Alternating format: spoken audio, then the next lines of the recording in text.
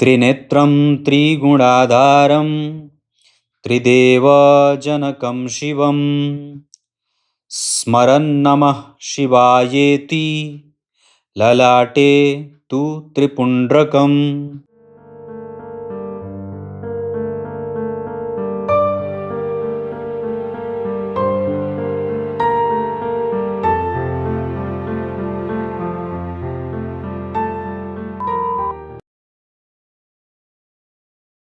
प्रिय दर्शकों, नमस्कार। एक बार फिर से उपस्थित हूं आप सबके सामने बुधवार के कार्यक्रम में। आज का विषय जन्म कुंडली के सप्तम भाव पे पड़ने वाले या बैठे ग्रह के संबंध में विस्तार से चर्चा होगी। बहुत ध्यान से समझिएगा, कहीं नहीं जाना है, बिल्कुल बन के रहिएगा। कार्यक्रम के आरंभ में जो मैंने श्लोक पढ़ा है उसका अर्थ कार्यक्रम के अंतिम हिस्से में बताऊंगा।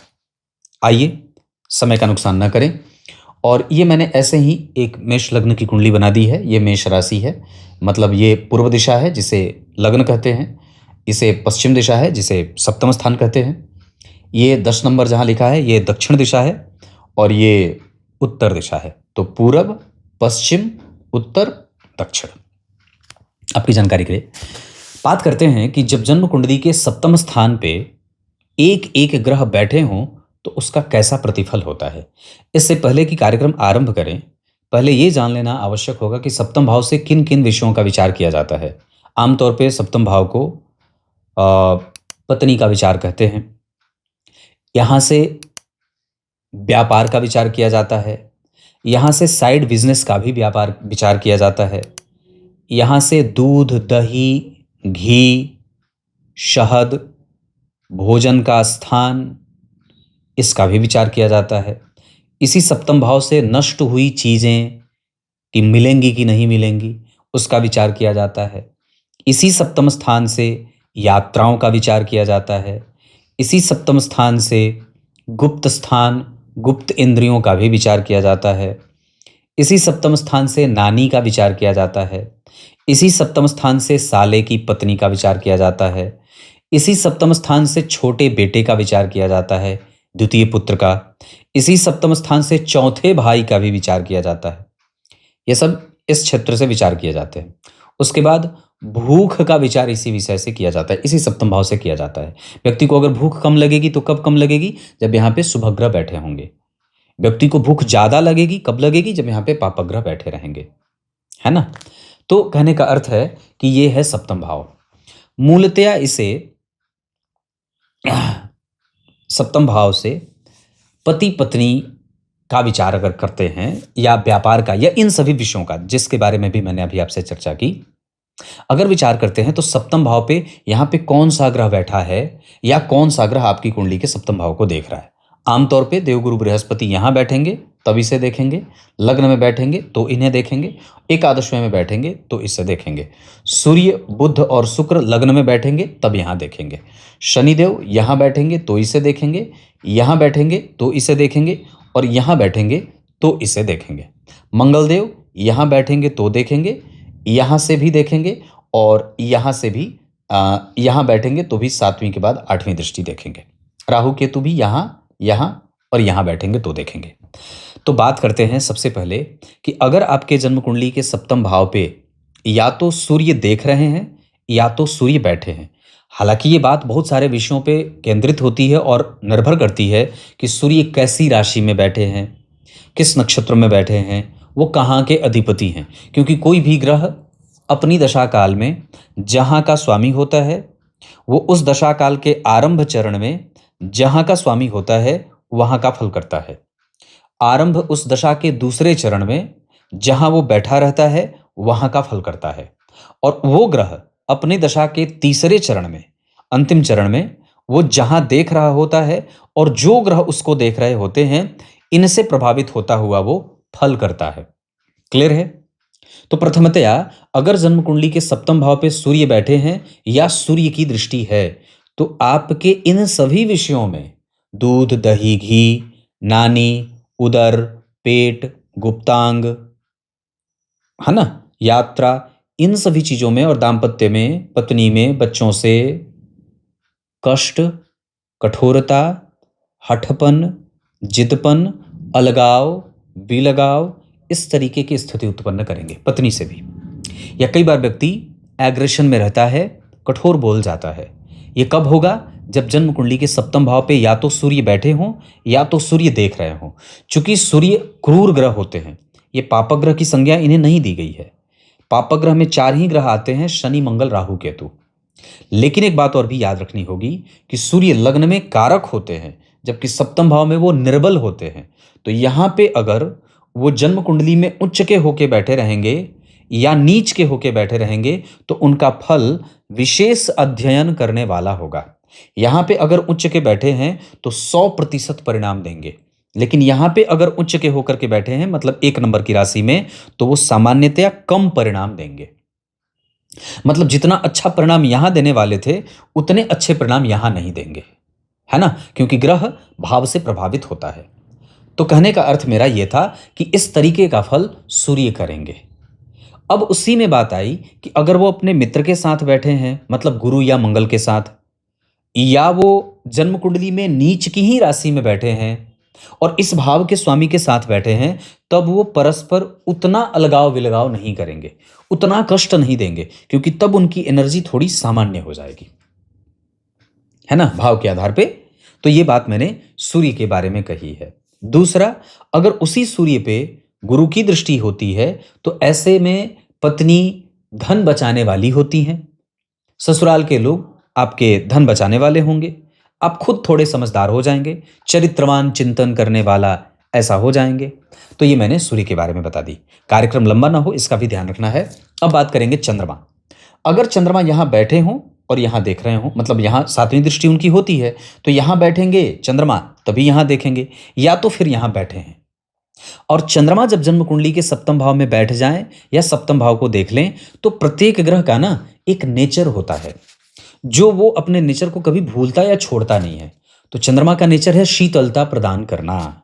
अगर जातक का जन्म दिन में हुआ है और जातक की कुंडली में यहां पे विषम संख्या की राशि में चंद्रमा बैठे हैं, तो वो थोड़े से पत्नी के पीछे पीछे घूमने वाला, या पत्नी नाराज ना हो जाए, रुष्ट ना हो जाए, ऐसा डर उसके जीवन में, उसके मन में सदैव डर बना रहता है ना। और वो पत्नी के पल्लू से बांधा हुआ सा अपने आप को महसूस करता है, या जो कोई भी निर्णय करेगा वो पहले पूछ लेते हैं, उसके बाद आपको बताएंगे। तो वो जो उसका निर्णय है वो वहां से घूम करके आता है। क्लियर है? और अगर वही चंद्रमा सम संख्या की राशि में बैठेंगे तो ये इस तरीके का परिणाम नहीं देंगे। फिर वो जातक प्रेम करेगा, वो नहीं चाहेगा कि कोई उससे उदास हो, कोई उससे परेशान हो। मतलब ये एक अच्छी स्थिति हो जाती है चंद्रमा की। अगर ये चंद्रमा यहां बैठे हैं या यहां, ये सम और विषम वाली बात दोनों ही स्थितियों में लागू होंगी। या तो सम यहां बैठे हों या तो सम में यहां बैठे हों, या तो विषम में यहां बैठे हों या तो विषम में यहां देख रहे हों। क्लियर है? मतलब ये शीतलता प्रदान करेंगे। अपनी दशा काल में भी वो जातक को नियमित करेंगे, एकाग्रचित्त करेंगे, मन को शांत रखेंगे, धैर्यवान बनाएंगे, समझदार बनाएंगे, बैलेंस करने के लिए व्यक्ति को प्रोत्साहित करेंगे। तो इस तरीके का जो गुण दोष है वो चंद्रमा देने वाले बनेंगे। अब बात करेंगे मंगल की। तो अगर जन्म कुंडली के सप्तम भाव पे मंगल यहां बैठेंगे तो देखेंगे, मंगल यहां बैठेंगे तो देखेंगे, और मंगल यहां बैठेंगे तो देखेंगे, या तो मंगल यहां बैठे हों। चारों की बात है। अगर मंगल जन्म कुंडली के सप्तम भाव में बैठेंगे तो अब अगर वो अपनी राशि में बैठे हैं तो आपके लिए वो उतने ज्यादा कष्टकारी नहीं होंगे जितने कि शत्रु के घर में होंगे। मान लीजिए तुला राशि में बैठ गए तो ये शत्रु का घर हो गया, फिर ये कष्ट देने वाली स्थिति बन जाएगी। और खास करके तब, और जब शुक्र के साथ वो तात्कालिक मैत्री में मित्रता का भाव न रखते हो, है ना, तब ये दिक्कत वाली बात हो जाएगी। लेकिन अगर मंगल वहां उच्च के बैठे हैं या अपनी राशि के बैठे हैं, तब वो आपको बहुत ज्यादा एग्रेशन नहीं देंगे। लेकिन फिर भी ये मंगल चूंकि अपना व्यवहार प्ले करेंगे और व्यक्ति को जल्दबाजीपन की प्रवृत्ति तो अवश्य ही देंगे। दूसरा, इनका एक नेचर होगा कि व्यक्ति थोड़ा झगड़ालू भी होगा, धूल फेंक करके झगड़ा करने वाला, कपटी भी हो सकता है, झूठ बोलने वाला, राजनीतिज्ञ, रणनीतिकार भी हो सकता है। ये आपकी पत्नी और पति दोनों में से जिसकी कुंडली में ऐसे बैठे होंगे वैसा ये नेचर देने वाला बन जाएगा। तो मंगल के बारे में क्या शास्त्रकार लिखते हैं कि ये जो भाव है वो इन सभी विषयों पे, सिर्फ पति और पत्नी ही नहीं, अब यात्रा भी अगर उस दशा काल में करेंगे ना, उस गोचर में, तो आपको कष्ट देने वाला हो सकता है। जो आपका ट्रांसफर होगा वो भी गलत और कुछ ऐसे जगह पे हो जाए जो बिल्कुल ही अल्टर हो।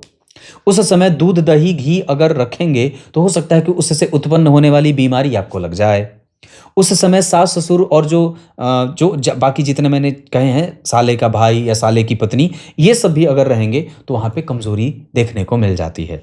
मतलब मंगल यहाँ पे कष्ट देने वाले बन जाते हैं, क्योंकि वैसे भी वो इस दिशा काल में मतलब यहाँ पे उतने बलवान नहीं होते। हाँ, यहाँ पे इस बात को ध्यान रखना होगा कि मंगल रात्रि में ज़्यादा बलवान होते हैं। तो ये रात्रि का काल है, पश्चिम दिशा है, तो अगर रात्रि में जन्म हुआ है जातक का और मंगल सप्तम भाव में बैठे हैं, तब वो उतने कष्ट देने वाले नहीं बनेंगे। अगर दिन में हुए हैं तो ये कष्ट देने वाले बन जाएंगे। समझ में आ रही होगी बात। शनि मंगल आदि रात में बलवान होते हैं, तो इस आधार पे ये बात आती है।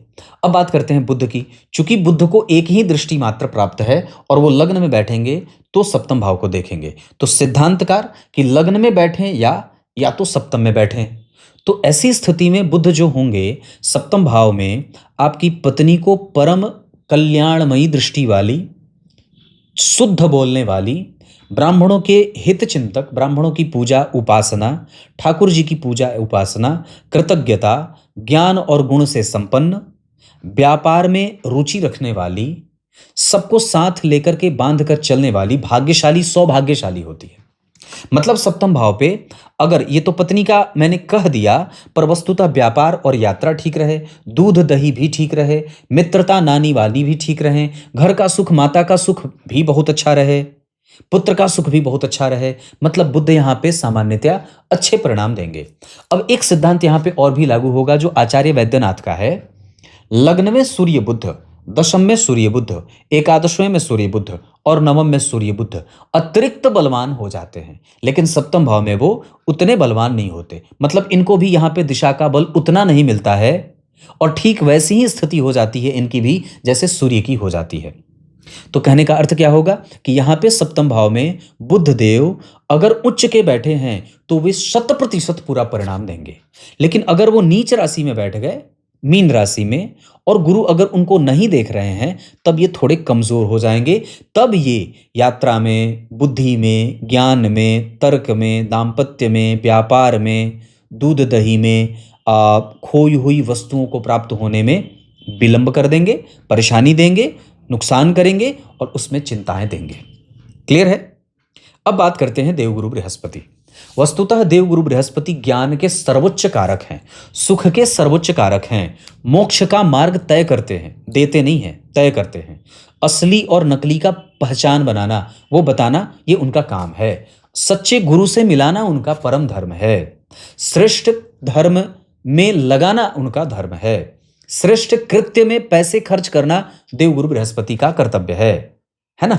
तो क्या कहा कि अगर सप्तम भाव में देवगुरु बृहस्पति बैठे हैं या तो देख रहे हैं, तो ये ना इन सभी चीजों में दूध दही, पशु, नाना नानी, भाई, पुत्र, संतान, दाम्पत्य, विचार, व्यापार, दिनचर्या, पड़ोसी, यात्राएं, इन सभी में आपको ना नेचर वाइज ये बड़ा अच्छा देंगे, क्योंकि शुभ ग्रह हैं और थोड़े नीच के भी हो जाएंगे तो फिर भी ये इतने कटु नहीं होंगे, ठीक होंगे, मतलब अच्छे हैं। इसको मैं बुरा नहीं कहूंगा, शास्त्रकारों ने भी इसे बहुत अच्छा ही कहा है, बहुत बुरा इसे नहीं कहा है।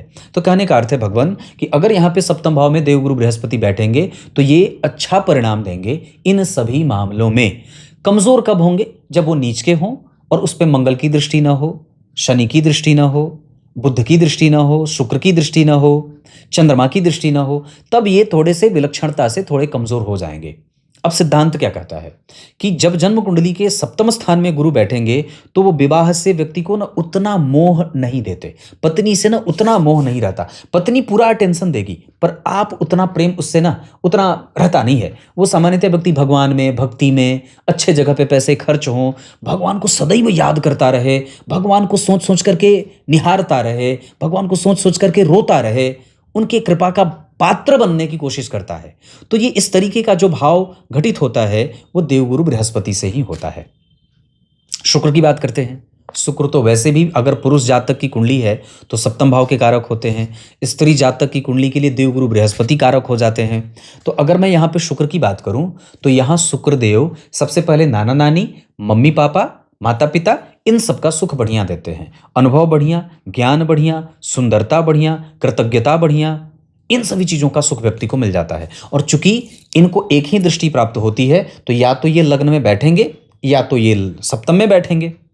तो ऐसी स्थिति में शुक्रदेव जो होंगे वो व्यक्ति के विवाह के प्रति, प्रेम के प्रति, फैशन के प्रति, समझ के प्रति, अनुभवों के प्रति इसकी जागृति रहेगी, है ना। मतलब वो जागृत रहेगा, वो कोई भी गलत काम करने से पहले 10 बार विचार करेगा, कोई भी निवेश करने से पहले वो 25 बार विचार करेगा, मित्रता करने से पहले प्रेम से भरा है जिसका मन, वो यहाँ पे शुक्र होते हैं। अनुभव बढ़िया, चीजों को समझने की शक्ति बढ़िया, फैशन को समझने की शक्ति बढ़िया, धर्मशास्त्र को समझने की शक्ति बढ़िया, रुचिकर विषयों को समझने की शक्ति बढ़िया, प्रेजेंटेशन का स्किल बहुत अच्छा है, सुंदर बनाना, सुगंध से युक्त सुंदर चीजें यात्रा में बहुत बढ़िया इत्मीनान से करे, यात्रा में कौन सी चीज कहाँ रखी है उसको बहुत अच्छे से याद है, सिस्टम से रहना, ये सारी चीजें शुक्र सप्तम भाव में दे देते हैं। या बैठ रहे हैं या तो देख रहे हैं। अब बात करते हैं न्याय के देवता शनिदेव की। शास्त्रकार आचार्य वैद्यनाथ ने एक सिद्धांत और दिया था कि जन्म कुंडली के सप्तम भाव में अगर शनि बैठे हों और अकेले बैठे हों, या तो नीच के बैठे हों या तो शत्रु की राशि में बैठे हों और उन पे किसी भी शुभ ग्रह की कोई दृष्टि न हो, तो ऐसे शनि यहाँ पे बलहीन हो जाते हैं। लेकिन एक सिद्धांत और भी कहता है, और वो क्या कहता है कि सप्तम भाव में शनि अति विशिष्ट कारक और दिग्बली दोनों ही होते हैं। तो ये तीनों सिद्धांत कि सप्तम भाव में अगर शनि किसी दृष्टि से मुक्त हो, कोई भी ग्रह उन्हें देख ना रहा हो, सप्तम भाव पे अगर वो नीच के बैठे हों और उनका नीचभंग ना होता हो, या सप्तम भाव पर वो अकेले ग्रह हों और उन पे किसी ग्रह की दृष्टि ना हो, तो ये निर्बल हो जाएंगे। लेकिन सप्तम भाव पश्चिम दिशा है और ये चूंकि सूर्यास्त का समय होता है, पश्चिम दिशा में सूर्य अस्त हो जाते हैं, इस वजह से शनि यहाँ पे बलवान हो जाते हैं। यही वो भाव है जहां पे शनि को अति विशिष्ट कारक स्थान मिल जाता है। इस वजह से शनिदेव यहाँ देर से विवाह कराते हैं, समझने की शक्ति देते हैं। व्यक्ति बहुत सावधानी से किसी विषय पे विश्वास करता है, उसके तिकड़म, उदासीनता, निगेटिविटी, आलस्य, प्रमाद, थोड़ा प्रैक्टिकल बिहेवियर, ये सब चीजें शनि देने वाले हो जाते हैं। यात्रा में कष्ट हो, यात्रा में विलंब हो, विलंब का सामना करना पड़े, यात्रा में जाए तो झगड़ा करने लगे। अगर ये कब होगा? जब शत्रु के साथ नीच की राशि में या शत्रुगत बैठे हों। अगर उच्च के बैठे हैं तो सामान्यतया ठीक है, फिर भी वो क्रमशः आपके विवाह को तो विलंब करवा ही देते हैं, आपके भवन भूमि वाहन के सुख में वो विलंब तो करवा ही देते हैं, आपके मानसिक सुखों में वो विलंब तो करवा ही देते हैं, माता को रोगी तो बना ही देते हैं, आपके कंसंट्रेशन को वो बिलो नीचे लेके जाते तो हैं, ये पक्का होगा। मतलब कहीं ना कहीं ऐसा घर्षण शनिदेव सप्तम भाव में देते हैं। राहु और केतु के बारे में क्या बात करेंगे? तो राहु और केतु वहां जैसा बैठे रहेंगे, जिस भाव में बैठे हैं, अगर मित्र की राशि में बैठे हैं, कुंभ राशि में, मकर राशि में, तुला राशि में, वृष राशि में, मिथुन राशि में, धनु राशि में, मीन राशि में, कन्या राशि में, तो ये काफी हद तक सामान्य परिणाम देंगे, तटस्थ होकर के, बुरे और अच्छे नहीं, बुरे भी देंगे अच्छे भी देंगे। लेकिन कर्क राशि में सामान्यतः अच्छे परिणाम देने लग जाएंगे। कन्या राशि में और तुला राशि में, कुंभ राशि में ये ज्यादातर अच्छे परिणाम देने वाले हो जाते हैं। खराब कब देंगे? जब मेष में बैठे हों, सिंह में बैठे हों, मकर में बैठे हों, वृश्चिक में बैठे हों, तब ये बुरे परिणाम देने लगते हैं। कुछ हद तक तो वो सिंह राशि में भी अच्छा परिणाम देते देखे गए हैं। ऐसी स्थितियां, मतलब अगर उस राहु पे शुभ ग्रह की दृष्टि है तो शुभ है, जिस यहाँ पे बैठे हैं मान लीजिए 7 नंबर में, तो शुक्र यहां से देखेंगे तो अच्छे हो जाएंगे। जिस राशि में बैठे हैं उस राशि का अधिपति उन्हें देखता हो तब राहु अच्छे देंगे परिणाम, अन्यथा वो पति और पत्नी में भ्रम देंगे, प्रायः आलस्य देते हैं, झगड़ा देते हैं, मतभेद देते हैं, शंका देते हैं, शंकालु प्रवृत्ति देते हैं और विवाह में विलंब देते हैं। क्लियर है? अब आइए कार्यक्रम के आरंभ में जो मैंने श्लोक पढ़ा था उसका अर्थ बता दूं। नमः शिवाय, ओम नमः शिवाय या शिवाय नमः, इस मंत्र का उच्चारण अपनी योग्यता और सामर्थ्य के आधार पर इस मंत्र का उच्चारण करते हुए ही हमें भस्म लगाना चाहिए। ओम नमः शिवाय सन्यासी, नमः शिवाय गृहस्थ और शिवाय नमः महिलाएं, माता बहनें ऐसा करके भस्म लगा सकती हैं, ऐसा शिव पुराण में लिखा है। तब तक के लिए बहुत बहुत नमस्कार।